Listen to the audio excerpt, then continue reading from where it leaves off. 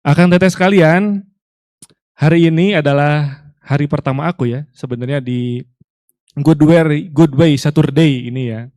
Dan aku senang banget di sini bisa ketemu akang teteh sekalian ya, sharing tentang hal yang buat aku tuh penting dan juga bukan cuma penting sih, tapi menyenangkan gitu. Judul sesi di malam hari ini adalah seperti yang akang teteh bisa lihat ya, mungkin udah lihat juga di poster kajiannya itu Noticing Before Fixing gitu ya. Kenapa kemudian judulnya adalah Noticing Before Fixing gitu ya? Karena akan teteh pernah nggak pengen ya dalam satu momen kehidupan gitu ingin mengubah sesuatu dalam dirinya? Pengen nggak? Pengen ya, pasti gitu. Mungkin ada momen-momen yang kemudian akang teteh pengen ubah seperti dari gaya hidup mungkin ya, kemudian dari gaya bicara, atau banyaklah hal-hal yang kemudian ingin akang teteh rubah ya dalam diri akang teteh gitu. Cuman kemudian seringkali ini mas, seringkali ketika kita ingin mengubah sesuatu dalam diri kita, kita terlalu fokus ke depan gitu. Apa maksudnya terlalu fokus ke depan? Kita ini sibuk sama tujuan. Kita sibuk sama pengennya gimana. Kita sibuk pengen, jika lamun orang jadi jelema iya misalnya. Kalau misalnya aku jadi orang yang seperti ini, kayak si ini gitu ya, kayaknya keren deh. Kayaknya bagus deh gitu ya. Nah, tapi akang teteh seringkali kita teteh lupa gitu ya. Kita lupa untuk notice, ya. Noticing ini, noticing. Apa yang dinotis? Kehidupan kita saat ini, gitu ya. Kehidupan kita di momen saat ini, seperti itu. Ibaratnya begini ya Kang Teteh ya. Ada yang pernah naik Gojek, jangan sebut merek ya. Ada yang pernah naik ojek online? Pasti rata-rata pernah ya Kang Teteh naik ojek online gitu. Nah, ketika naik ojek online kan Kang Teteh pasti buka aplikasi, ya, terus kemudian menentukan apa? Destinasi ya, menentukan destinasi. Aku mau ke, misalnya tadi aku dari Masjid Baitul Mugni. Aku pengen ke sini, pengen ke Al-Latif. Ya udah tinggal aku buka aplikasinya, aku search destinasinya ya. Lalu kemudian aku ketik Masjid Al-Latif. Udah tuh. Nah, selain itu kan selain ada destinasi juga ada titik jemput ya. Kita mau dijemput di mana gitu. Nah, Kang Teteh mau ke sini tadi dari mana misalnya? Dari rumah, dari tempat kerja, ya, atau dari mana? Habis jalan-jalan mungkin. Nah, cuman masalahnya Kang Teteh gini. Aku mau tanya nih, masalah nggak ketika kita nggak punya tujuan? Masalah nggak? Misalnya tadi kita mau buka ojek online, terus kita teh nggak tahu nih, kita teh mau kemana gitu. Masalah nggak kira-kira? Masalah ya, masalah gitu. Tapi kira-kira nih, mudah atau enggak ngebenerinnya? Mudah nggak menyelesaikannya? Tergantung ya, gitu, tergantung. Tapi sebenarnya ketika kita nggak punya destinasi, cukup mudah untuk mengatasinya. Gimana coba caranya? Ya tinggal tunjuk aja kan sebenarnya mah, gitu. Aku tadi dari Masjid Baitul Mugni kemana ya? Ya udah ke Al-Latif gitu. Atau mungkin kalaupun akang teteh yang tidak menentukan, tanya misalnya ya ke teman gitu. Enaknya kemana ya sekarang? Oh ada kajian nih di Al-Latif sama Kang Adit misalnya. Yuk berangkat. Nah, tapi kira-kira nih, akang teteh, masalah nggak kalau kita nggak punya atau nggak tahu mau dijemput di mana? Lebih masalah mana? Kira-kira nggak punya destinasi atau nggak tahu mau dijemput di mana? Dua-duanya sama-sama masalah ya sebenarnya kan gitu. Cuman ketika kita kemudian tahu gitu ya mau kemana, mau pergi kemana, tapi nggak tahu titik jemputnya mau dijemput di mana, kan bingung si mang ojeknya juga.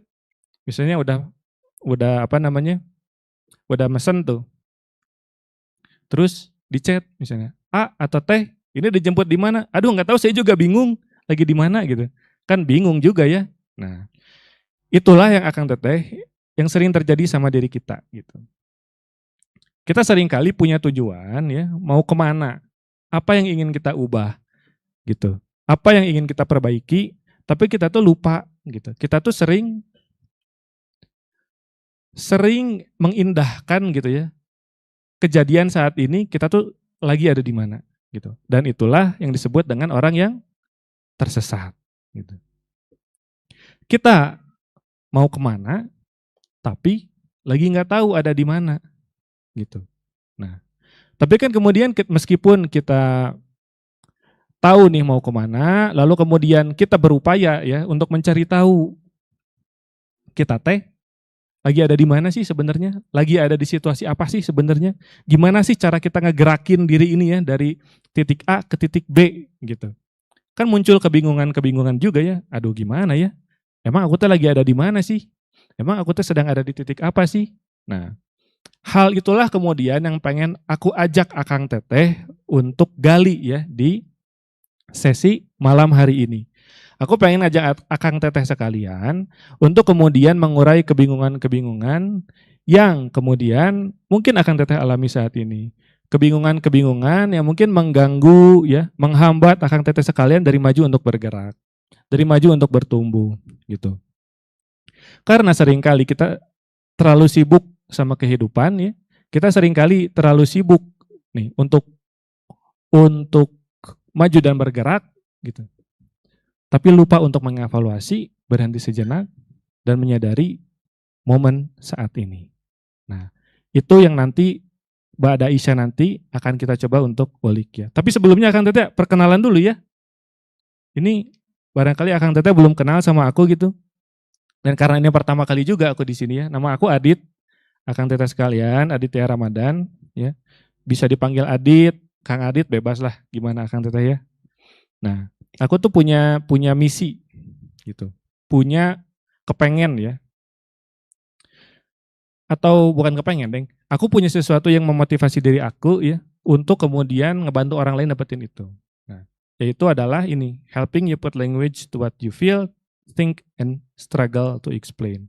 Jadi aku tuh senang ya, aku senang untuk ngebantu Akang Teteh ngasih nama gitu ya. Untuk kemudian ketika Akang Teteh bingung gitu ya, aduh aku teh lagi kenapa sih, aku lagi ngerasain apa sih, nah aku teh senang ngebantu Akang Teteh untuk nemuin itu ya. Ya, tapi jangan diajak ini apa, kalau Akang Teteh punya anak melahiran, ya itu mah aku nggak bisa kasih nama ya, beda lagi itu mah. Nah, alhamdulillah Akang Teteh aku S1 di Bahasa dan Sastra Inggris UPI ya. Di tahun 2016 lulusnya dan aku belajar tentang linguistik di sana.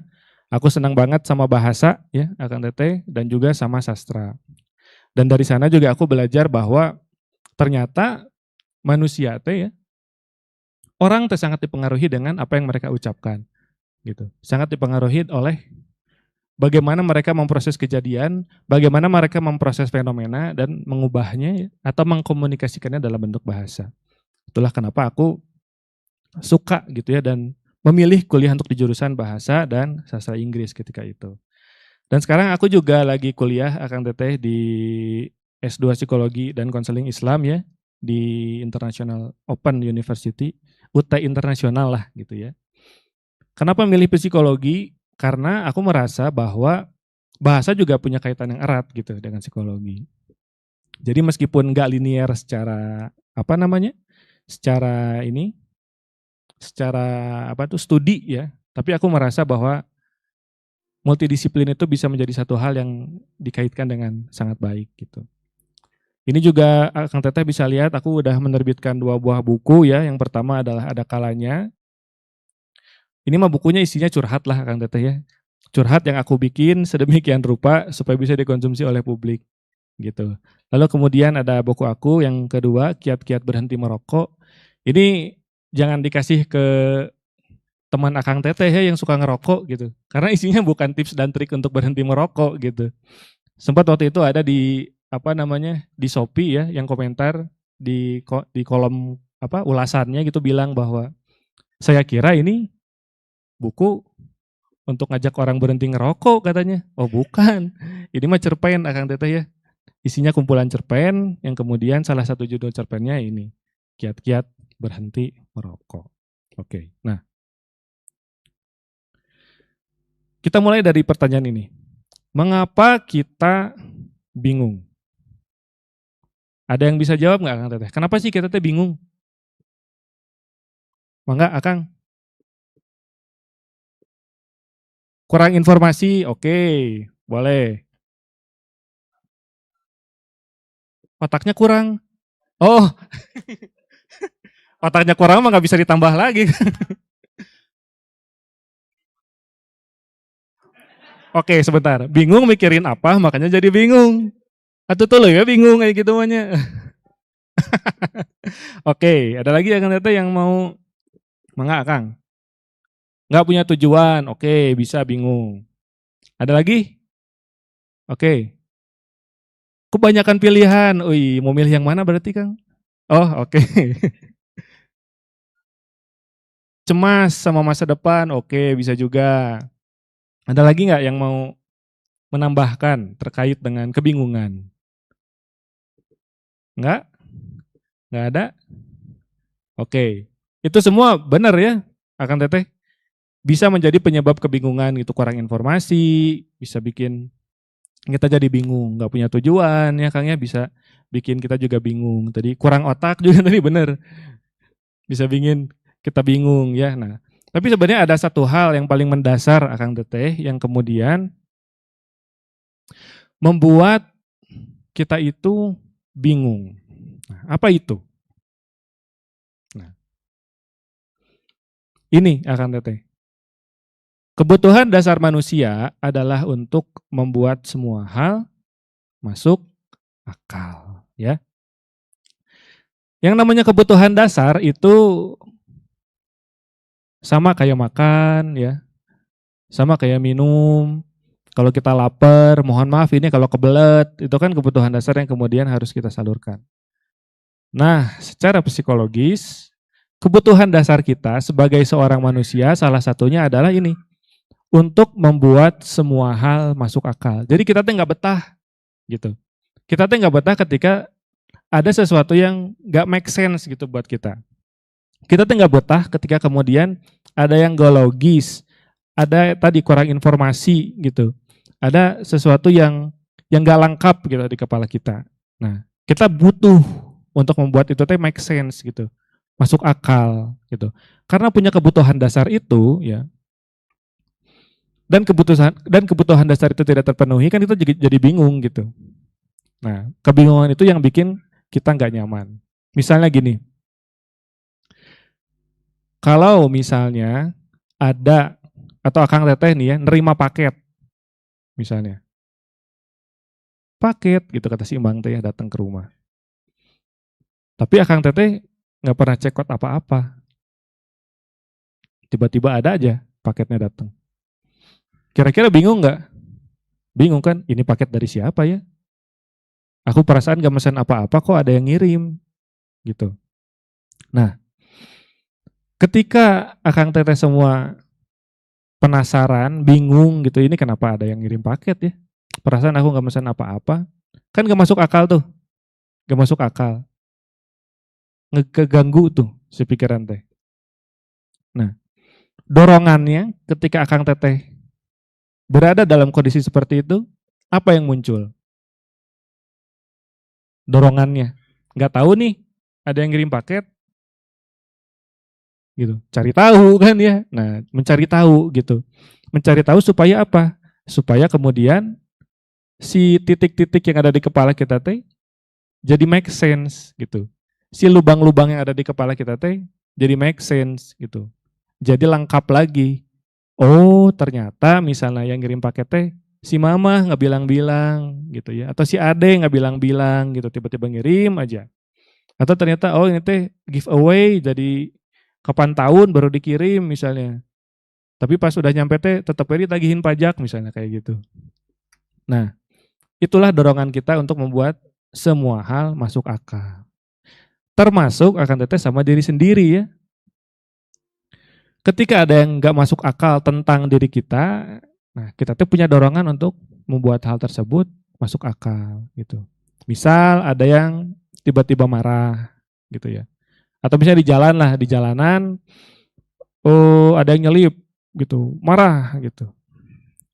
Ambekan di jalan teh, mengumpat. Terus sampai ke rumah. Kenapa ya aku teh marah-marah, padahal mah aku nggak pernah marah-marah kayak gitu. Ada perasaan gak enak tuh muncul. Ada perasaan apa namanya? Gak make sense di dalam diri kita yang kemudian mendorong kita untuk mencari tahu kenapa ya aku teh marah-marah. Kenapa ya aku teh gini, ada perasaan mah dulu nggak gitu ya. Perasaan mah aku baik, alim, rajin menabung dan tidak sombong gitu ya. Nah, hal tersebut bikin kita gak nyaman. Hal tersebut nggak bikin kita nggak nyaman ya. Dan banyak hal lain lagi akan teteh kemudian yang pengen kita buat masuk akal ya tentang diri kita sendiri. Akang teteh aku pengen nanya lagi nih, gimana perasaannya tadi setelah ngobrol? Bekilir, makin bingung gitu atau gimana? Ya, nggak apa-apa ya, maksudnya itu adalah salah satu tahap ya atau kemudian salah satu langkah awal yang bisa Akang teteh lakukan untuk kemudian mengurai kebingungan ya. Karena tadi bisa jadi kebingungan yang Akang teteh alami karena kusut dia di kepala, masih mengendap nih masalah-masalahnya. Masih ngulibek, ngulibek?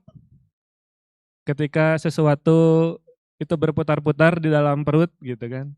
Ngulibek ya, muter-muter terus.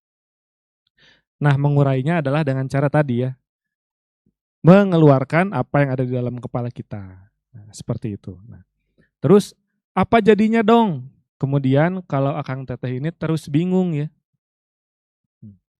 Apa jadinya kalau Akang Teteh itu terus merasa bingung ya? Yang pertama Akang Teteh akan kehilangan unity gitu atau kesatuan ya.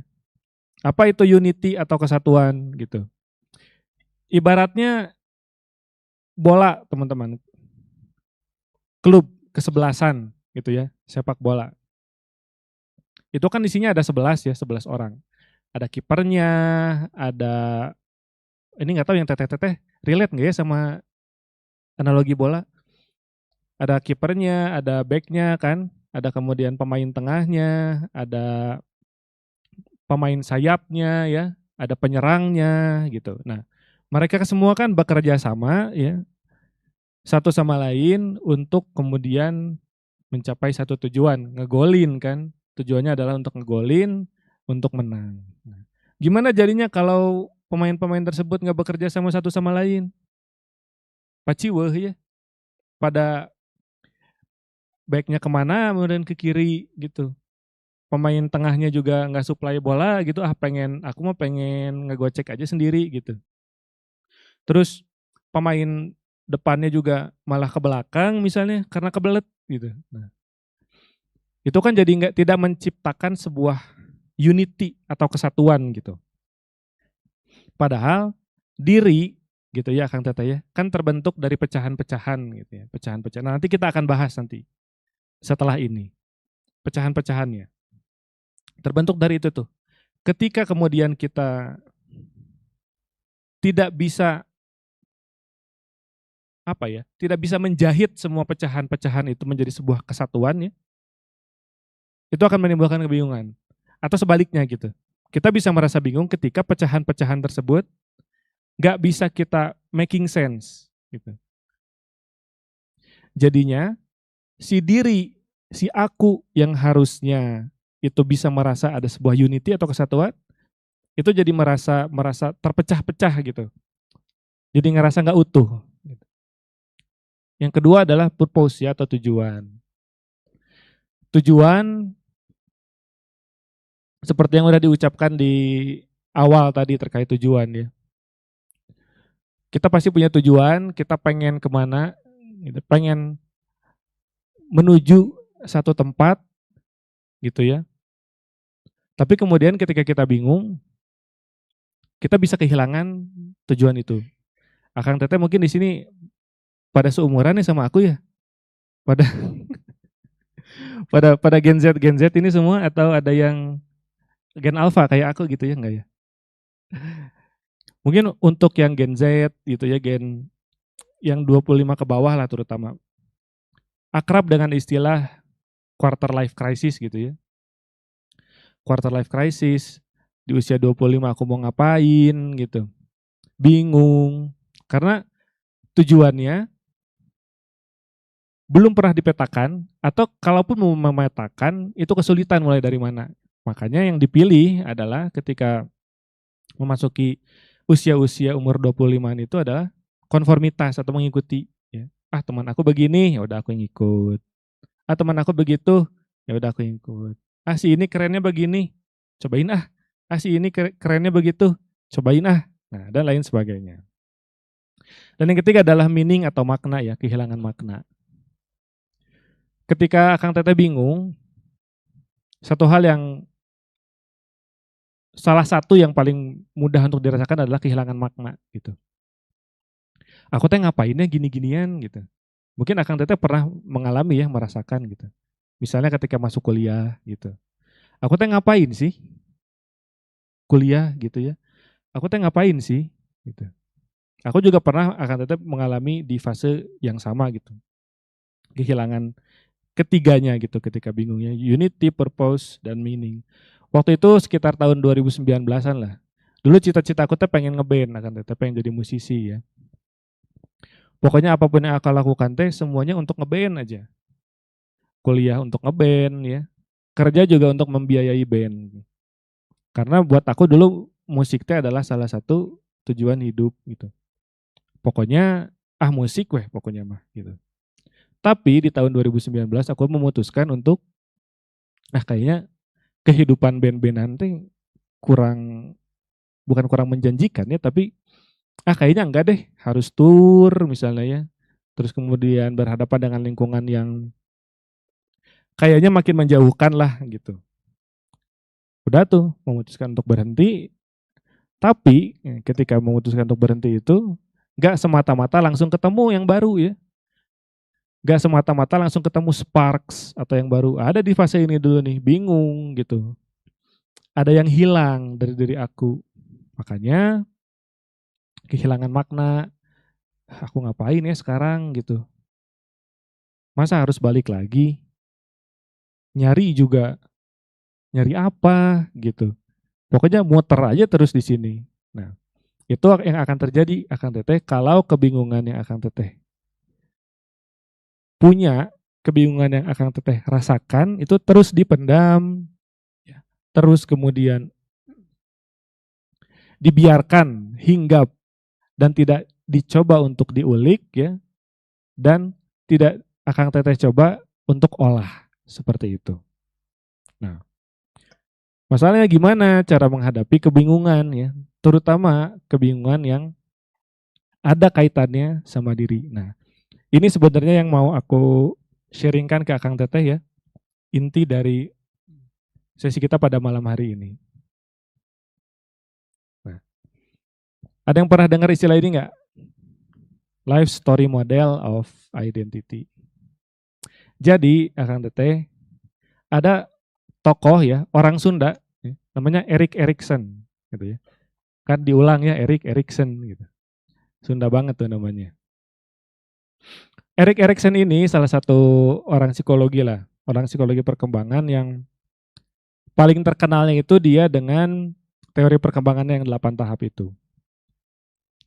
Si Erikson ini bilang kalau identitas itu ya baru bisa ditemukan oleh seseorang ketika memasuki usia adolescent. Adolescent itu sekitar 12 tahun lah ya, 12 sampai 18 tahun gitu. Apa yang dimaksud dengan identitas? Identitas itu bagaimana, namanya juga identity ya, identify, bagaimana kita mengidentifikasi diri kita dengan sesuatu gitu. Nah, bagaimana kita bisa merasakan bahwa oh ya, aku teh ada gitu kan. Dan lewat perasaan itu kita biasanya mengkategorikan diri kita terhadap apa namanya? Orang-orang yang kita kenal gitu. Kelompok-kelompok yang kita gabungi gitu ya. Lalu kemudian sifat-sifat yang sudah mulai muncul gitu ya, karena di usia 12 sampai 18 tahun gitu ya, anak-anak itu baru bisa mengidentifikasikan dirinya dengan masyarakat gitu, dengan sosial. Nah, Karena baru bisa mengidentifikasikan dirinya dengan masyarakat, dengan sosial ya, makanya tuh mulai muncul, oh ternyata aku temenan sama si ini, gitu. Aku temenan sama si B, aku temenan sama si C. Oh kok beda ya? Temenan sama si A, temenan sama si B, temenan sama si C. Oh beda ya kalau di rumah. Nah itu kan mulai muncul tuh kompleksitas sosialnya dan di sana seseorang baru mulai bisa merasa gitu ya dirinya tuh ada gitu. Nah tapi ya ada tokoh lain akan teteh yang kemudian nggak sepakat sama si Erikson. Kata si eh nama tokohnya Dan McAdams. Nama tokohnya Dan McAdams, dia juga seorang profesor di bidang psikologi. Kata si Dan McAdams, masa sih orang itu hanya bisa diidentifikasikan dari bagaimana dia mengasosiasikan dirinya dengan orang lain, ya, dan juga sifat-sifat yang dia pahami gitu tentang dirinya. Kok kayaknya nggak make sense ya? Dia sama muridnya terus mencoba mencari tahu ya, sampai membuat model yang namanya ini life story model gitu of identity. Kata si Dan McAdams, oh ternyata ada cara lain loh ya yang kemudian membuat seseorang bisa mengidentifikasi dirinya, bisa merasa dirinya ada, punya sense of self ya. Itu life story gitu, cerita. Nah, level 1 kata si McAdams, oke, ketika kita berinteraksi dengan orang lain, kita bisa mengasosiasikan diri dengan orang lain. Lalu kemudian kita bisa mengambil kesimpulan tentang sifat-sifat yang kita miliki, gitu. Nah, tapi story itu bisa membentuk sense of self yang lebih koheren, kata si McAdams. Jadi identitas kita tuh, kita bisa merasa kita tuh ada gitu ya. Mungkin ini agak abstrak ya, kita tuh ada gitu ya, bahwa si Adit teh ada misalnya, Kang Bagas teh ada gitu ya. Zidane teh ada gitu. Itu dengan menganalisis cerita-cerita ya, atau ngulik cerita-cerita yang kita punya gitu. Nah, apa aja cerita-cerita yang kita punya itu? Nah, kata si McAdams. Nah, ini ya, cara kita memahami diri bukan hanya lewat fitur-fitur tadi ya, seperti kelebihan, kekurangan, lewat label yang melekat gitu. Aku mau begini, aku mau begitu, tapi juga lewat cerita yang kita maknai tentang diri kita. Nah, cerita ini dari mana datangnya? Dari 3 ini. Masa lalu, masa kini, dan masa depan. Ya, Akang Teteh punya masa lalu nggak? Punya kan? Gitu. Sebelum ada di sini, sebelum menjadi Akang Teteh yang sekarang gitu. Pasti punya masa lalu gitu. Pasti pernah mengalami sesuatu, pernah mengalami kejadian-kejadian di masa lalu gitu. Dan sekarang saat ini kan sedang ada di sini ya, Akang Teteh. Dan Akang Teteh juga pasti punya, karena alhamdulillah gitu ya masih ada di sini, punya pikiran-pikiran terkait dengan masa depan. Nah, masalahnya kalau kata si McAdams itu, kita itu sering melihat ketiganya ya secara individu. Jadi nggak koheren akan teteh. Kita ini terlalu sering melihat ketiganya secara individu. Masa lalu ya masa lalu aja gitu ya. Masa kini ya masa kini aja gitu. Masa depan ya masa depan aja. Ada orang-orang yang kemudian terlalu fokus ke masa lalu. Misalnya, ah dulu ya, waktu zaman saya mah. Misalnya, ah dulu aku mah ya begini begini begini. Ah dulu. Jadi setiap ketemu itu, setiap cerita tuh pasti cerita masa lalu. Ada kan nih orang yang kayak gitu ya. Akang Teteh mungkin kenal dengan orang yang seperti itu, atau mungkin jangan-jangan Akang Teteh juga sering seperti itu gitu. Ah dulu ya, aku waktu SD misalnya, begini begini begini. Ah gitu aja terus fokusnya, terlalu masa lalu, terus masa lalu, terus masa lalu, terus. Nah, kalau orang-orang yang terlalu memikirkan, bukan terlalu memikirkan, deng ya, tapi fokusnya ke masa kini. Bukan gak bagus ya, mungkin Akang Teteh pernah dengar istilah mindful gitu. Mindful itu bagus. Here and now, be present at the moment gitu ya. Untuk kemudian benar-benar hadir, merasakan semua kejadian yang ada gitu. Tapi ada juga kalau kita terlalu fokus terhadap masa kini, itu malah jadinya go with the flow. Nggak salah juga go with the flow, tapi jadinya nggak punya arah tadi. Tidak belajar dari masa lalu. Ah, nu aya we ayeuna kumaha, yang ada aja sekarang gimana kan.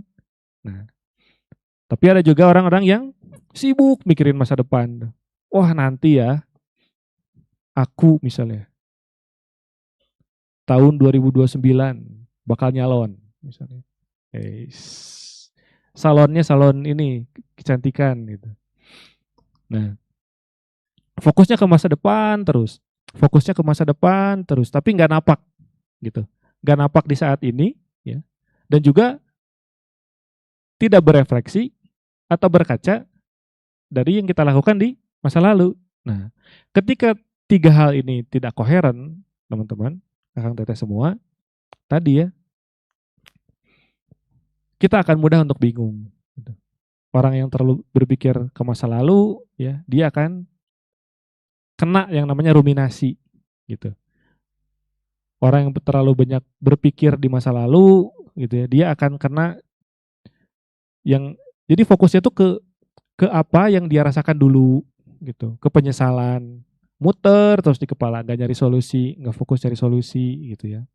Dan juga tadi yang terlalu fokus ke masa kini, go with the flow, ah ngalir aja hidup mah, ah nanti juga aku bisa dapat rezeki, ah dan nanti juga ketemu jodohnya, ah dan nanti juga kan gitu ya, fokus ke sana. Dan yang paling sering dirasakan mungkin akan teteh itu overthinking, gitu. Terlalu berpikir di masa depan, terlalu berpikir di masa depan tanpa pernah mengambil action dan mengevaluasi apa yang pernah dilakukan. Nah, makanya kalau kata si Mike Adams, supaya seseorang itu bisa making sense ya, membuat dirinya masuk akal, seperti yang kita bahas di awal tadi ya, itu dia perlu mengintegrasikan ketiganya, gitu. Pengalaman masa lalu, ya, apa yang kita punya saat ini, dan bagaimana harapan kita di masa depan, gitu. Ini semua tuh harus terintegrasi gitu menjadi sebuah circle. Contoh, contoh ya Kang Teteh. Dulu waktu kuliah, aku pernah UTS nilainya 0 gitu. Benar-benar semuanya salah itu mah. 0, nggak ada yang benar sama sekali. 0 ya. Kalau misalnya aku terlalu fokus ke masa lalu ya, udah we aku mikirin atau udah we aku nyeritain terus ke teman misalnya, aduh aku teh nilainya 0 ah gimana ya aku mah nggak bener belajarnya, ah terus saya dipikirin si hal-hal jeleknya, si hal-hal negatifnya yang kita sesali dari masa lalu gitu. Nah, tapi kemudian aku belajar waktu itu bahwa oh iya ya, dulu ternyata aku nggak begitu fokus, aku nggak begitu serius dalam belajar gitu.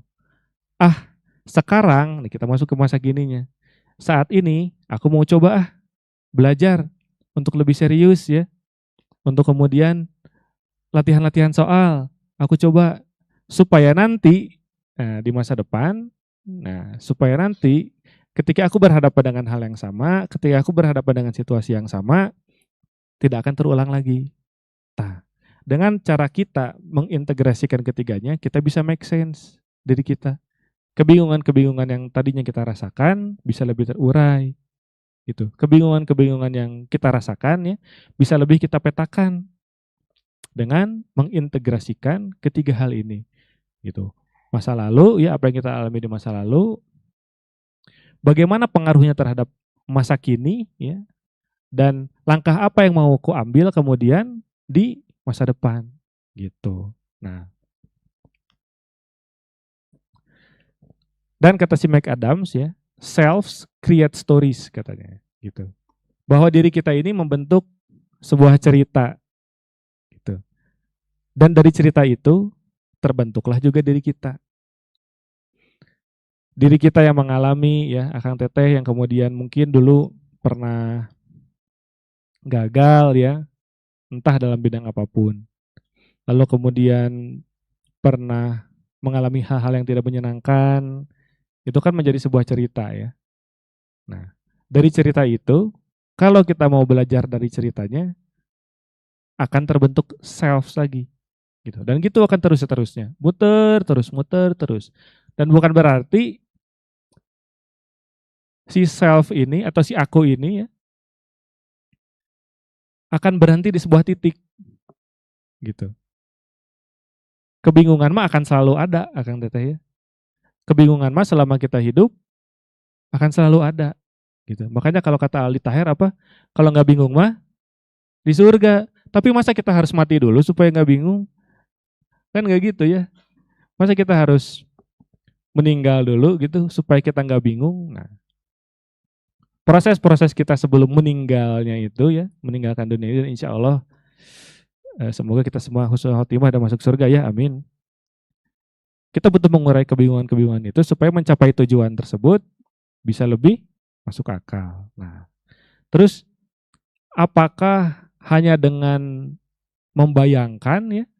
Apakah hanya dengan memikirkan masa lalu? Ah, dulu aku gini ya, terus sekarang begini, nanti depan gitu. Akan semata-mata mengurai kebingungan, nah ternyata enggak juga gitu. Ternyata ada cara yang lebih efektif ya untuk mengurai kebingungan tersebut, yaitu bercerita gitu. Akan tetapi mungkin akrab dengan istilah laki-laki tidak bercerita ya. Laki-laki tidak bercerita, laki-laki tidak bercerita, tahu-tahu menabrakkan diri ke kereta amit-amit ya. Nah, laki-laki tidak bercerita itu kan sebuah stigma yang muncul ya, Akang Teteh, dari apa namanya nilai sosial yang mungkin kita terapkan gitu. Dari apa namanya nilai sosial yang mungkin ditanamkan dari dulu bahwa laki-laki mah jangan cengeng ya, laki-laki mah harus kuat, laki-laki mah harus tegas ya, harus kelihatan jantan gitu. Nah, padahal aku kemarin ya baru melakukan sebuah mini riset lah Akang Teteh. Aku neliti ya tentang apa sih yang dirasakan oleh laki-laki ya ketika mereka menulis gitu. Jadi populasinya itu atau partisipannya itu adalah orang-orang di usia 30 sampai 45 tahun. Nah, 30 sampai 45 tahun yang kemudian mereka tuntutan pekerjaannya tinggi ya. Lalu kemudian tuntutan keluarganya juga tinggi, tuntutan dari pasangannya juga tinggi gitu. Itu otomatis kan akan bikin stres ya. Nah, aku coba ngasih intervensi nulis gitu. Karena penelitian aku emang fokusnya ke nulis. Aku minta tuh mereka untuk nulis. Nulisnya bebas, tapi dipagerin. Nah, pagernya adalah apa kejadian yang paling bikin kamu ngerasa stres gitu. Dan bagaimana kamu bisa mengambil kebersyukuran dari sana. Udah tuh aku minta mereka untuk menulis. Dari 4 partisipan berarti yang waktu itu berhasil ya selesai menulis. Tahu nggak Kang Teteh hasilnya apa? Aku menemukan tema bahwa dengan tidak bercerita ya, itu teh bikin mereka stres gitu. Justru pengen ya laki-laki teh untuk bercerita. Cuman karena tadi tuntutan untuk gak bercerita ya, stigma sosial yang ada, itu semua menahan mereka untuk gak bercerita dan nahan mereka buat gak bercerita teh bikin stres gitu. Jadi selain tema-tema yang muncul ketika aku analisis itu, selain tema-tema pekerjaan, selain tema-tema keluarga, tema-tema relasi ya yang di luar kendali yang muncul, salah satu yang paling kerasa buat mereka, buat laki-laki di penelitian itu adalah ketidakmampuan mereka untuk tidak bisa bercerita, ketidakmampuan mereka untuk bercerita gitu. Karena entah itu lingkungan yang tidak mendukung, entah mereka yang tidak terbiasa ya. Dan ini juga didukung akan teteh sekalian sama penelitian yang dilakukan oleh si Mike Adams juga gitu. Ternyata di salah satu studinya bilang bahwa laki-laki yang tidak terbiasa ya sejak kecilnya diajak ngobrol sama orang tuanya itu akan kesulitan untuk bercerita. Ketika mereka kesulitan untuk bercerita, mereka kesulitan untuk making sense yang tadi ya. Masa lalu aku seperti apa, pengaruhnya untuk saat ini aku gimana, gimana nanti aku di masa depan, langkah apa yang akan aku ambil di masa depan gitu. Nah ternyata itu ngaruh banget gitu. Udah mah apa namanya, tidak terbiasa untuk bercerita, ditekan juga oleh stigma gitu kan, jadi double-double ya. Nah padahal tadi Akang Teteh bercerita itu jadi salah satu kemampuan atau skill yang bisa Akang Teteh lakukan, yang bisa Akang Teteh coba untuk making sense ini gitu. Dan mungkin Akang Teteh yang sudah berkeluarga dan punya anak mungkin ya. Nah, mulai dibiasakan berarti. Mulai dibiasakan kalau kalau anak teh pengen punya apa namanya? Kemampuan untuk making sense gitu. Ini. Nah, makanya sekarang kita latihan Akang Teteh ya. Kita simulasi lagi. Aku mah pengennya nulis sih sebenarnya ini teh. Cuman kayaknya nggak semua bawa catatan ya. Nggak semua bawa catatan. Makanya kita coba yuk berdua-berdua lagi. Kalau begitu. Oke, boleh perhatikan kembali ke depan Akang Teteh. Jadi yang Akang Teteh lakukan tadi itu sedang mencoba ya untuk pertama memetakan gitu. Apa yang dipetakan? Pertama, momen yang paling berkesan ya. Akang Teteh mungkin punya banyak momen dalam hidupnya ya di masa lalu banyak banget, gitu. Banyak banget. Tapi kan nggak semua itu kita ingat ya, nggak semua masuk ke dalam memori gitu, nggak semua itu berkesan buat kita. Dengan menceritakan masa lalu tadi, aku lagi mencoba untuk ngajak Akang Teteh memetakan kembali gitu. Oke, dulu ada satu momen gitu ya, yang membuatku gitu ya, atau berkesan buatku, atau penting buatku gitu. Ngefilter tuh kan dari sekian banyak cerita yang Akang Teteh punya gitu, ngefilter. Oke, ketemu satu momen lalu diceritakan. Tapi kan gak berhenti di sana ya, barangkali gitu. Barangkali cerita itu, cerita yang Akang Teteh punya hanya masih menjadi cerita aja gitu. Oh ya, dulu aku pernah ngalamin ini, dulu aku pernah begini gitu. Ya lalu apa gitu. Nah, di masa kini tadi ya, cerita soal masa kini aku ngajak Akang Teteh untuk ngelihat gitu dampak dari pengalaman masa lalu yang Akang Teteh punya terhadap diri Akang Teteh sekarang gitu. Ngelihat lagi gitu ya. Ternyata itu cerita yang aku punya, masa lalu yang aku punya itu punya pengaruh terhadap aku sekarang, baik itu disadari maupun tidak disadari. Nah, kemudian aku ngajak Akang Teteh untuk menceritakan tentang harapannya di masa depan. Dari saat ini gitu ya, so what? Mau ngapain? Apakah sudah menjadi debu begitu saja? Hanyut ditelan bumi, hanyut ditelan air gitu. Atau dari sana Akang Teteh mau mencoba untuk memetakan langkah ke depan.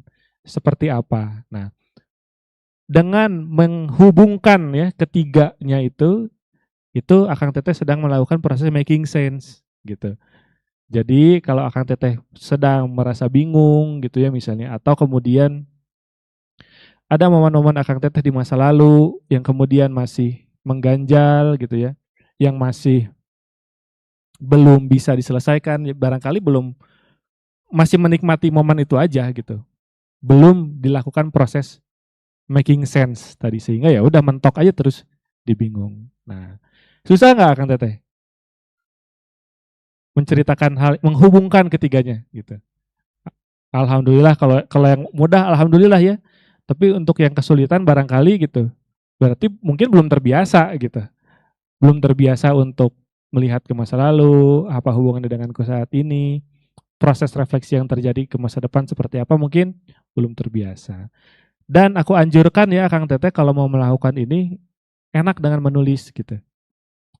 Kalau Kang Teteh mau menulis bisa nih gitu ya untuk pakai format ini gitu. Nah, tapi sebelum terakhir ya Kang Teteh, dari cerita tersebut nggak semata-mata juga gitu. Nggak semata-mata cerita itu tuh jadi sebuah cerita yang meaningful gitu. Nggak semata-mata cerita itu jadi cerita yang menyehatkan mental gitu ya. Karena ternyata kalau dari penelitian si Mike Adams gitu ya, ada dua fitur yang ditemukan ya. Dia tuh eh, berapa partisipan itu lumayan banyak lah. Terus kemudian dianalisis tuh sama dia. Oh ternyata dari cerita orang-orang tersebut, dia menganalisisnya dari tulisan. Ada dua fitur nih yang kemudian dimiliki oleh orang-orang yang punya kemampuan making sense yang baik dan ceritanya itu menyehatkan mental mereka. Apa fiturnya ini? Satu, redemption ya. Dua, personal agency gitu. Coba Akang Teteh cek dari cerita tadi ada redemptionnya nggak? Redemption tuh ini gini. Redemption itu dulu aku pernah mengalami ini. Ya. Tapi sekarang aku nggak mau mengalami itu lagi. Nah, itu salah satu bentuk redemption tuh. Ada film tuh The Raid Redemption ya namanya. Gitu. Bukan balas dendam, revenge ya kalau balas dendam ya. Tapi redemption itu apa sih bahasa Indonesianya redemption teh? Ada yang tahu nggak? Kenapa? Penebusan. Gitu. Oh ya bisa penebusan gitu. Ada redemption arc-nya di situ. Nah, coba Kang Teteh cek lagi ya nanti kalau misalnya mau menulis misalnya di rumah seperti apa gitu. Ada nggak redemption-nya? Atau kalau bahasa Inggrisnya mah ngutruk, masih ngutruk aja gitu. Gitu. Hanya berkeluh kesah gitu ya, hanya kemudian mencurahkan emosi, bukannya nggak baik mencurahkan emosi gitu. Tapi hati-hati ketika kita hanya terlalu fokus sama emosi, tadi keruminasi ya, fokus aja ke situ ke perasaannya, fokus aja terus ke perasaannya, nggak nemu solusi, malah kita jadi sakit hati gitu. Yang kedua adalah personal agency gitu. Yang dimaksud dengan personal agency itu adalah Akang Teteh mau nggak jadi agent of change-nya, agen perubahannya gitu. Setelah mengalami kejadian yang Akang Teteh punya ya, dan merasa bahwa pengalaman tersebut berdampak pada saat ini, ada will nggak untuk berubah? Ada will nggak untuk majunya? Gitu. Atau jangan-jangan, udahlah Hoream, udah nanti juga bakal gitu lagi. Udahlah, ngapain sih? Gitu. Nah itu jadi apatis. Nah, jadi nanti Akang Teteh, kalau kemudian mau menerapkan ini ke dalam sebuah tulisan ya, coba dicek kedua ini. Ada redemption-nya nggak? Ada personal agency-nya nggak? Karena kalau kata si Mike Adams itu kan hidup kita ibarat film ya, akan teteh ya. Ada karakternya, ada settingnya ya, ada plotnya gitu. Dan setiap film itu kan diawali dengan masalah, kemudian dia bertemu dengan konflik, lalu ketika menghadapi konflik tersebut, dia gagal menyelesaikannya. Ketika dia gagal, dia mau mencoba untuk menebusnya nggak, ada redemptionnya nggak gitu. Ketika dia udah punya niat nih untuk redeem himself gitu ya, dia punya kemauan nggak untuk gerak, dia punya kemampuan nggak untuk gerak gitu. Film-film kan biasanya gitu ya arc-nya gitu. Dari awal sampai akhir. Nah, begitu pula kehidupan Akang Teteh semua gitu. Jadi tujuan aku sharing di malam hari ini adalah untuk ngajak Akang Teteh ke arah sana. Untuk kemudian merefleksikan kembali pengalaman hidup Akang Teteh, bukan untuk apa namanya? Bukan untuk mengungkit-ungkit masa lalu, bukan gitu ya. Bukan untuk bersedih-sedih berlama-lama dengan masa lalu, bukan, tapi untuk melihat pola ya. Untuk melihat pola, bagaimana sih kita itu, bagaimana sih si aku ini menarasikan diriku gitu. Supaya nanti ya Akang Teteh bisa setidaknya lebih masuk akal buat diri sendiri, lebih make sense dan nggak bingung lagi. Dan terakhir, ini juga kemudian yang Akang Teteh, kalau di Islam disebutnya mengambil hikmah ya, gitu. Hikmah apa yang aku ambil dalam sebuah kehidupan gitu. Hikmah apa yang aku ambil dalam sebuah kejadian gitu. Nah, tapi kalau hikmah mah udah melibatkan Allah ya.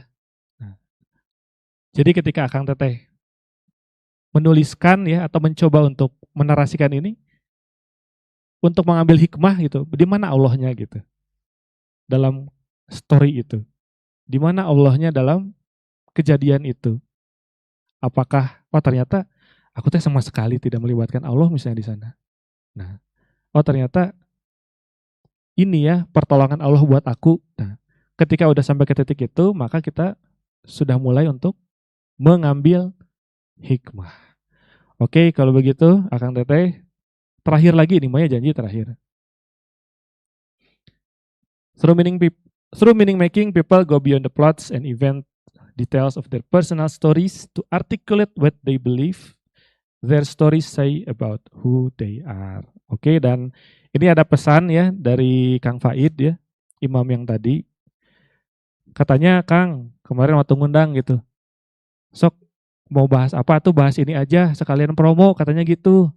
Jadi terakhir ini mau promo kelas Akang Teteh ya, barangkali Akang Teteh pengen ngulik lagi yang tadi kita ulik malam ini, cuman dengan lebih detail ya, dengan lebih mendalam dan lewat menulis. Ini insya Allah minggu depan akan aku lakukan ya di Sintesa Wellness Center, insya Allah 14 sampai 16 Agustus 2026. Oke, begitu saja Kang Teteh. Terima kasih banyak atas perhatiannya selama ini. Semoga apa yang kita lakukan saat ini ya tadi dari Ba'da Maghrib sampai menjelang pukul 9 ini sedikitnya ada manfaatnya yang bisa Akang Teteh bawa pulang. Terima kasih banyak. Aku Aditya Ramadan pamit. Assalamualaikum warahmatullahi wabarakatuh. Waalaikumsalam warahmatullahi wabarakatuh. Jazakallah khair Kang Adit. Tapi mohon maaf jangan dulu pamit Kang. Kita kasih tanya jawab dulu ya. Boleh ya izin Kang. Silakan bagi Kang dan juga Teteh. Waduh ramai banget ini. Kayaknya kita sampai jam 11 kayaknya Kang. Aman. Jangan atuh istri saya tungguin di rumah. Ya. Ini udah siap bertanya ya. Dari Akang ini dulu ya. Dan mungkin mohon maaf kita melihat dari waktunya juga. Kalau misalkan nanti waktunya masih ada kita lanjutkan terus. Dan juga kalau misalkan Kang Aditnya masih berkenan ya. Seperti itu. Dari Akang silakan disebutkan nama, dari mana, kemudian langsung ke pertanyaannya.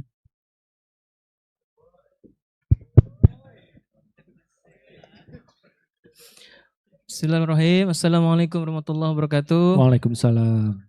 Kang, terima kasih sudah membawakan satu ilmu yang berfaedah sangat. Salam kenal, saya Kaifal Haraz. Saya dari Bandung. Haraz.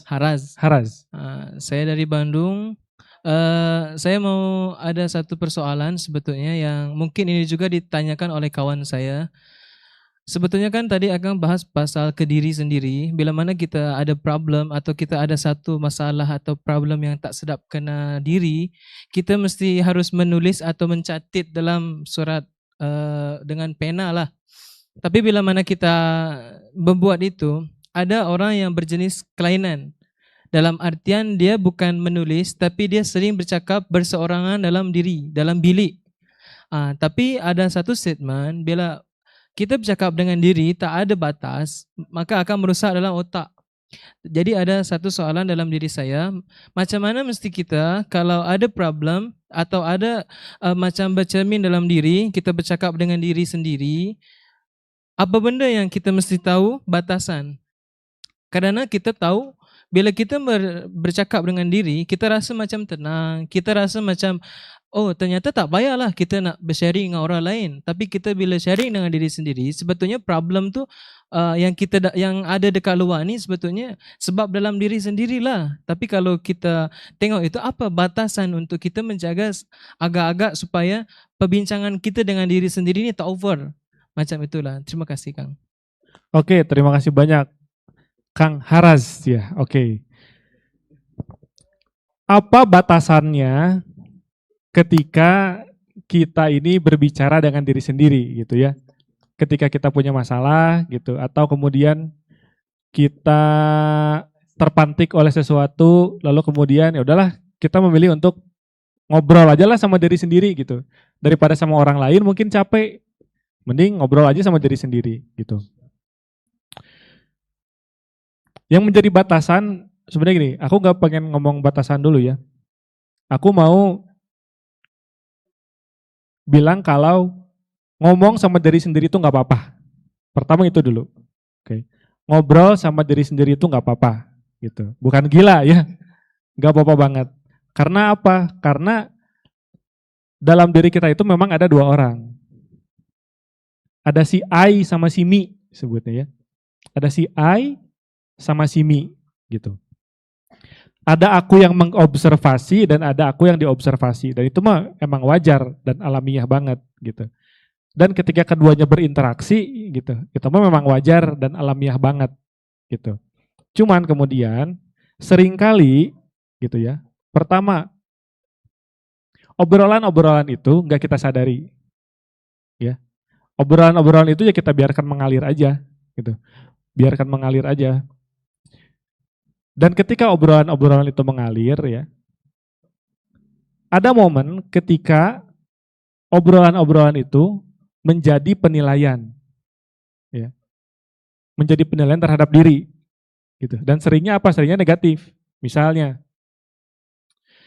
tadi naik motor, misalnya ya, naik motor, terus ada yang nyalip. Ketika ada motor yang nyalip, keserempetlah motor aku misalnya ya, keserempet. Ketika keserempet, aku otomatis tuh untuk kemudian ngejar orang yang nyerempet tadi. Ngejar orang yang ada nyerempet tadi, aku keplak lah misalnya kepalanya. Woi, gak bener lu misalnya gitu. Akhirnya terjadi pertikaian lah, berantem, kita mau berantem aja udah. Nah ketika berantem itu, beres nih misalnya dilerai sama warga sekitar, pulang gitu, pulang. Otomatis kan akan ada perbincangan tuh dalam diri. Aduh, kamu teh ngapain sih tadi? Ah, nggak bener kamu mah, aduh, tahu gitu. Nah, obrolan-obrolan seperti itu yang kemudian menjadi judgement negatif dalam diri, itu salah satu momen ketika kita harus sadar bahwa oh ini udah nggak beres nih, gitu. Karena udah judgmental dan memberikan penilaian buruk terhadap diri, gitu. Jadi Akang Teteh ketika ingin membiasakan self talk ya, itu namanya self talk gitu sebetulnya. Ada pembahasannya panjang tapi kayaknya nggak cukup nih kalau di sini. Cuman intinya adalah self talk yang sehat ya, self talk yang menyehatkan gitu adalah yang emosi yang kita punya itu. Jadi gini, emosi itu kan respons otomatis terhadap sebuah kejadian. Jadi ada kejadian, kita ngerasa emosi nih. Tak.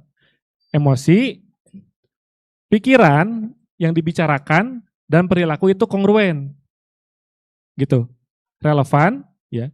Dan outputnya, hasilnya itu bukan perilaku yang negatif. Gitu.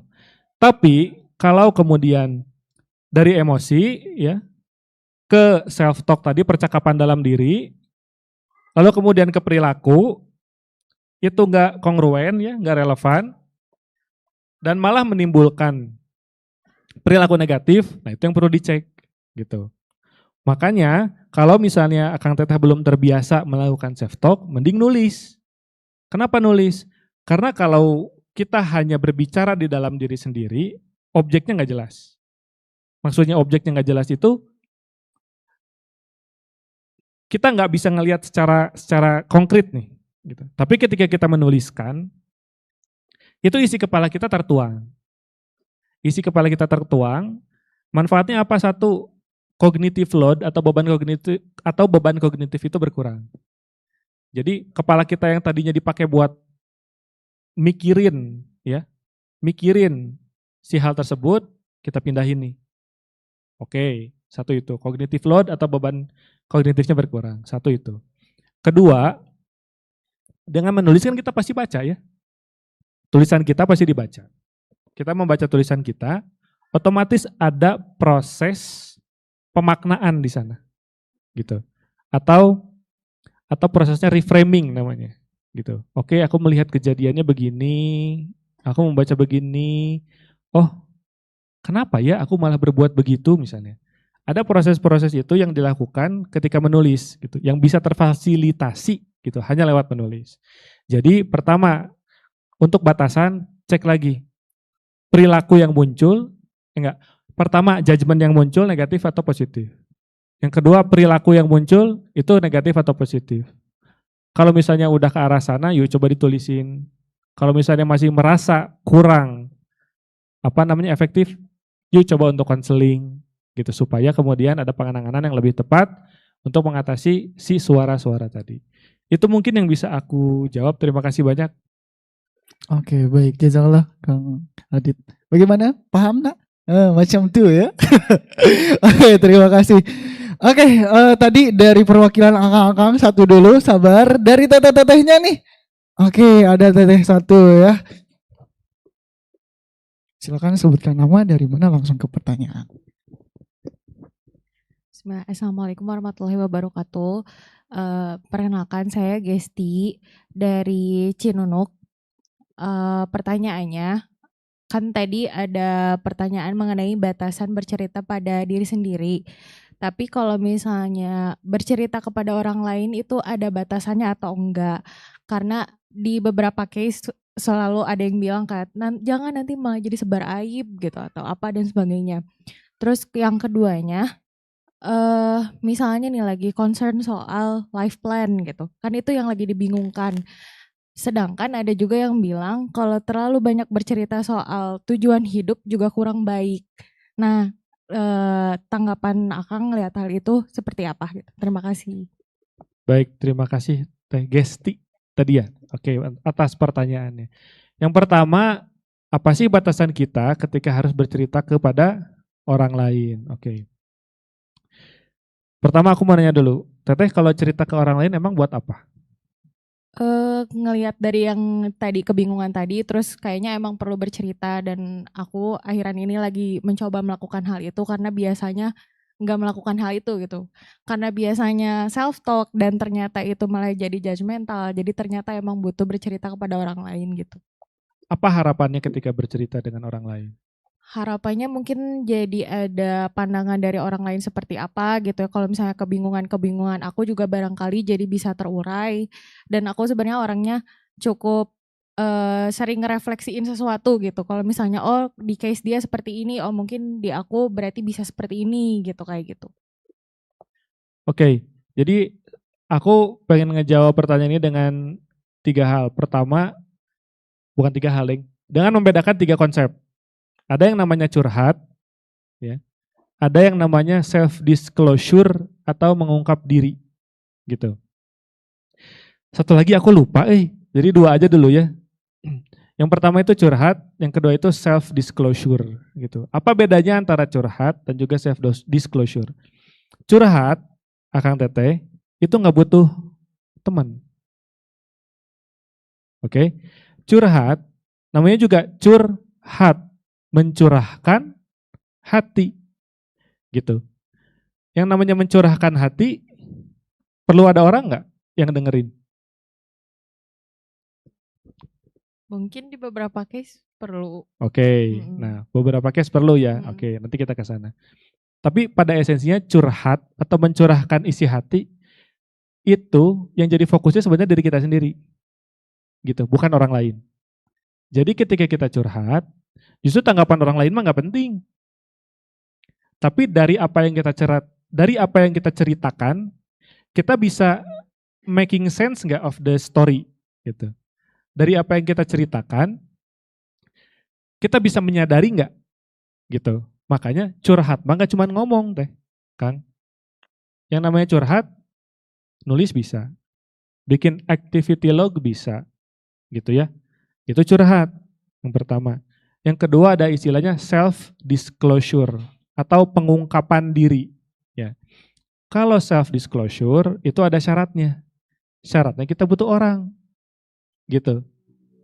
Self disclosure itu berarti kita mengungkapkan satu informasi yang spesifik tentang diri kita kepada orang lain, gitu. Jadi misalnya kalau orang yang self disclosure, dia menyimpan sebuah pengalaman ya atau sebuah rahasia yang dia tuh nggak bisa ceritain ke orang, gitu. Karena mungkin takut dijudge gitu ya. Takut orang mah nggak paham. Nah, dia butuh tuh untuk ngeluarin. Syaratnya itu orang yang dia percaya. Itu orang yang mau memang ketika diajak cerita nggak adu nasib tadi ya. Nah, itu self disclosure. Bedakan dulu kebutuhannya ya. Mana curhat gitu. Kalau misalnya Akang dan Teteh butuhnya untuk mencurahkan isi hati aja, sebenarnya mau ada ataupun nggak ada orang nggak masalah. Kalaupun misalnya mau ada teman panggil, sini dong, aku pengen curhat. Tapi kamu misalnya kasih judul aja, tapi kamu nggak usah nanggepin ya, aku cuma pengen cerita, gitu. Nah, Itu curhat. Tujuannya adalah supaya aku bisa sadar dan making sense terhadap apa yang aku ceritakan atau utarakan gitu.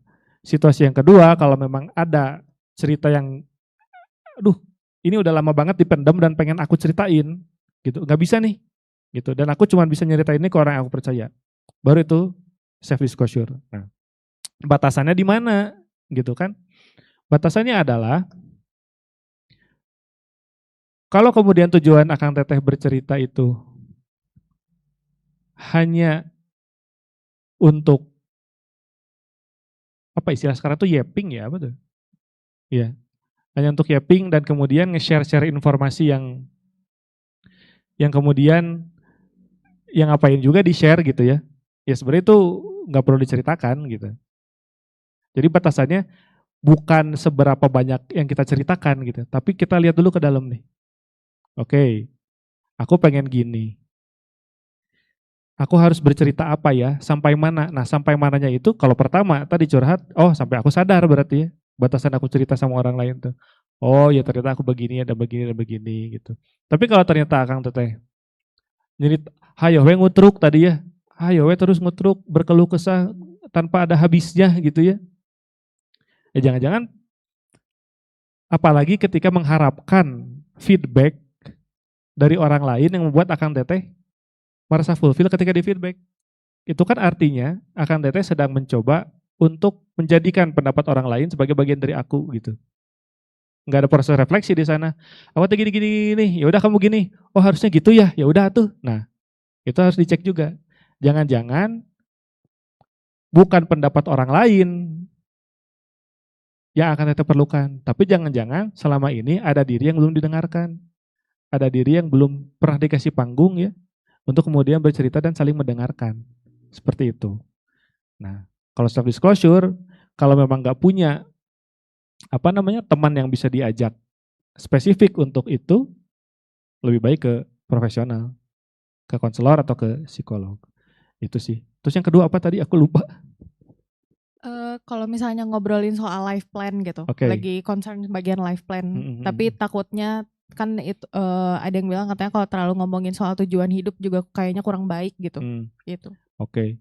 Kurang baik itu ketika tidak ada aksi nyata. Ini mah menurut pendapat aku ya. Misal aku sharing tentang keinginan aku untuk sekolah lagi misalnya, untuk S2 waktu itu ya. Aku pengen saya ke istri aku tuh pengen sebenarnya S2 begini begini begini supaya nanti aku bisa begini begini begini gitu ya. Ketika aku bercerita gitu dan hanya berhenti di ceritanya, ya udah itu akan jadi sia-sia gitu.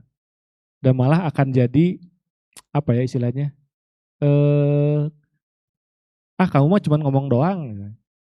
Kamu mah cuman mimpi doang, omon-omon gitulah kamu mah gitu, omon-omon. Nah, ketika kemudian kita bercerita atau planning soal masa depan, pastikan ketika kita bercerita diikuti dengan aksi nyata gitu. Makanya ada yang namanya action plan gitu kan.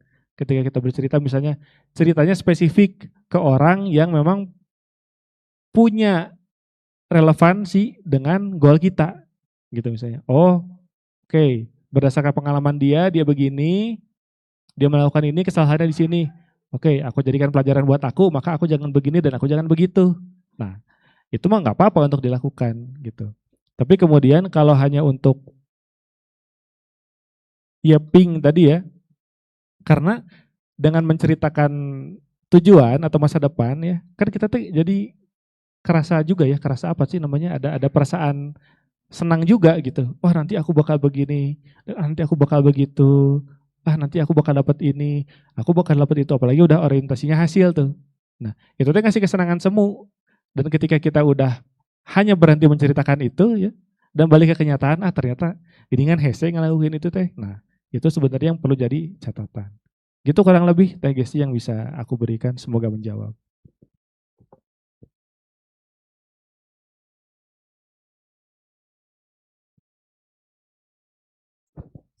Oke, baik, terima kasih. Menarik banget, Kang Adit. Tapi sebelum dilanjut ke pertanyaan selanjutnya, saya pengen tanya dulu dong, Kang. Tadi kan soal cerita tuh ada curhat sama self disclosure ya. Self-disclosure, Nah, ya. kalau misalkan kita ceritanya ke Allah, itu masuknya ke curhat apa self disclosure itu, Kang? Bisa dua-duanya, Oh, gitu. Bisa dua-duanya kan. Ke Allah mah kita tidak mengenal batasan, gitu iya, kan. iya, iya. Cuman ya jangan sampai ketika kita curhat ke Allah berharap langsung dapat jawaban. Itu eta, dia. gitu kan. Oke, tadi dari akangnya satu lagi dulu. Siapa tadi? Oh, yang itu ya. Maaf ya, Kang Rijal.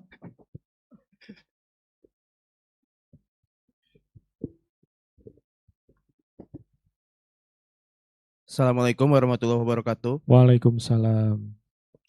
Izin bertanya, Kang. Tadi kan disebutkan di statement akhir bahwa ketika kita ada emosi itu jangan terlalu berlarut dalam emosi ya. Oke. Nah, cara agar mendapatkan solusi ketika kita dalam keadaan sedih atau emosi mendalam itu seperti apa gitu. Karena yang kita rasakan misalkan emosi mendalam masih susah gitu untuk beraktivitas seperti itu, Kang gitu. Terima kasih. Oke, siap. Kang siapa tadi punten?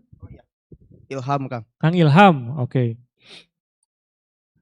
Gimana caranya supaya nggak larut dalam emosi dan kita terlalu mendalam di dalam emosi itu, gitu ya. Oke. Pertama, Kang Ilham dan Akang Teteh semua, di psikologi itu ada satu payung yang namanya afek, gitu ya. Afek. Nah, si afek ini dia kebagi lagi nih. Kebagi lagi. Ada emosi, emotion, ada feelings, ya, feelings sama mood. Gitu, mood. Ada 3 nih. Dalam satu payung yang namanya afek itu kebagi 3. Ada emotion, ya, ada feelings, ada mood. Oke.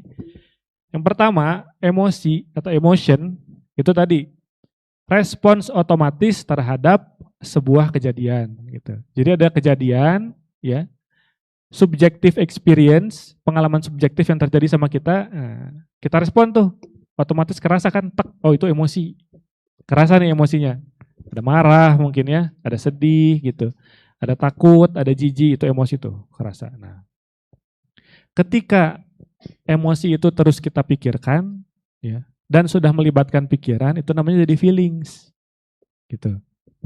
Contoh tadi misalnya diserempet motor, emosi yang muncul marah, gitu. Pengendara yang nyerempetnya mau udah kemana, gitu ya.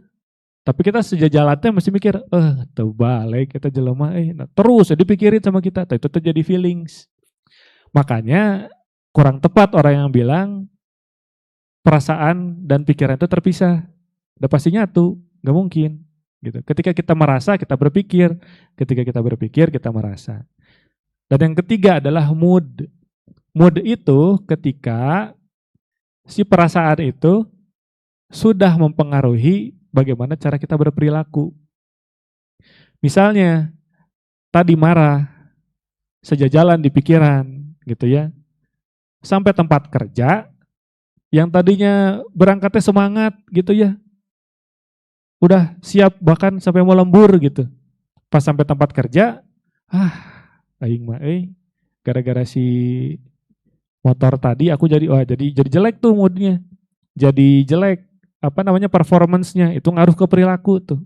Nah, gimana supaya kemudian, pertama penting untuk menyadari itu dulu, gitu. Emotion, feelings, sama mood tadi ya, 3 hal itu. Nah, supaya kita tidak tenggelam dalam emosi, ya.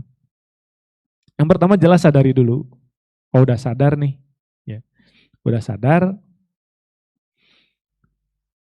Kalau kita hanya berputar-putar dan memikirkan emosi tersebut tanpa ada perilakunya, nah itu tanda bahwa kita sudah terlalu dalam berlarut-larut. Nah, supaya kemudian kita bisa bukan keluar ya, tapi kemudian kita bisa mengarahkan emosi itu menjadi perilaku yang positif. Nah, itu kuncinya. Emosi itu kita arahkan jadi perilaku yang positif. Sebutannya emotion regulation. Mungkin akan tetap udah familiar ya dengan istilah regulasi emosi gitu ya, emotion regulation. Nah, emotion regulation atau regulasi emosi itu ketika kita punya emosi, nah kita mau ngarahin kemana nih? si emosi itu. Jadi kalau misalnya hanya di keep, ya berarti kita nggak kemana-mana. Nah, si emosi ini mau kita arahin kemana nih? Oke, karena tadi aku marah-marah, lalu kemudian udah kepikiran sampai kantor. Nah, mau aku apain nih emosi ini? Oke, aku mau olahraga, aku mau nulis misalnya. Nah, karena prinsip dasarnya perasaan itu harus tersalurkan, nggak bisa ditekan. Jadi kalau misalnya Akang Teteh, terutama Kang Ilham tadi ya ingin kemudian tidak terlalu berlarut-larut dalam emosi, bukan dipendam, bukan disingkirkan, tapi disadari, dikenali ya, dan coba untuk diarahkan. Kurang lebih seperti itu Kang Ilham. Baik, jazakumullah khairan katsiran. Syukron Kang Adit atas jawabannya. Karena waktu sudah menunjukkan hampir 9:30, jadi sepertinya kita cukupkan dulu untuk sesi Q&A-nya. Mudah-mudahan juga tadi di pertanyaan-pertanyaan akang-akang dan teteh bisa menjawab keresahan kita semua gitu, insya Allah. Mungkin minta closing statement aja dari Kang Adit, dipersilakan. Baik, Akang Teteh sekalian, pengalaman masa lalu hadir bukan hanya untuk menghantui kita, tapi juga hadir untuk memberikan pelajaran bagi kita di masa kini. Dan bukan hanya memberikan pelajaran di masa kini, tapi juga untuk memberikan harapan bagi kita di masa depan. Maka Akang Teteh sekalian, aku pengen ngajak Akang Teteh sekali lagi untuk berefleksi, untuk mengenali kembali apa yang terjadi padaku dulu, bagaimana pengaruhnya padaku saat ini, dan bagaimana pengalaman-pengalaman tersebut membawaku ke masa depan. Dan jangan lupa Akang Teteh sekalian untuk melibatkan Allah dalam setiap perjalanan, karena hanya Allah lah yang mampu menolong kita untuk sampai ke tujuan. Dan satu-satunya tujuan yang kita semua harapkan bersama adalah surganya nanti di akhirat kelak. Itu saja yang bisa aku sampaikan. Terima kasih banyak atas perhatiannya. Assalamualaikum warahmatullahi wabarakatuh.